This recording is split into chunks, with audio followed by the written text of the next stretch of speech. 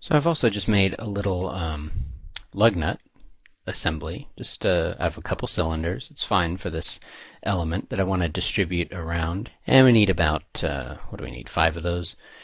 So we'll take this, put that here, yeah, just in place wherever, and then we can start positioning it. But, well, I could do like so, put one there, and etc., etc., etc.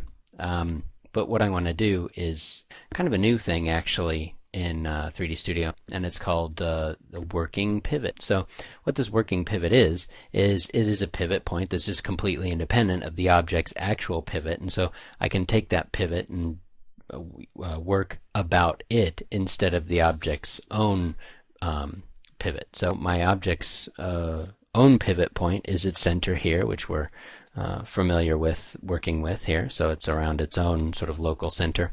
But if I use the working pivot, now I can rotate that object around wherever I set that other pivot to be. So if I edit the working pivot, I could have that object rotate about this axis here. It's not really handy for me right now, so I'm going to edit the working pivot. I'm going to undo that, and that goes into the undo queue, so you can undo and leave the working pivot about 0, and then I say use working pivot. And when I take that object and then I rotate it around, holding down Shift, I can make an instance of that. So make an instance here. Okay, good. And make another instance. Good. Another one, and yet another one. Of course, I could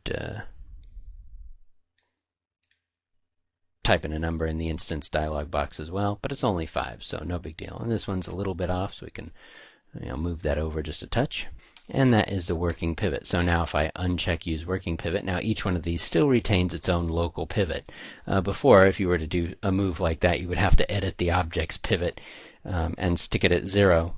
But then all these objects would have pivots that were at 0, so if I wanted to rotate them about their own local axis, I have to move it back or center to object again, and so it could get you're manipulating the pivot all over the place, and it just provides a really handy pivot that you can temporarily work around, and that works for sub-objects as well. It works for vertices, it works for faces, it works for anything that you can manipulate. You can even render it and see what we got. It's like a clown car.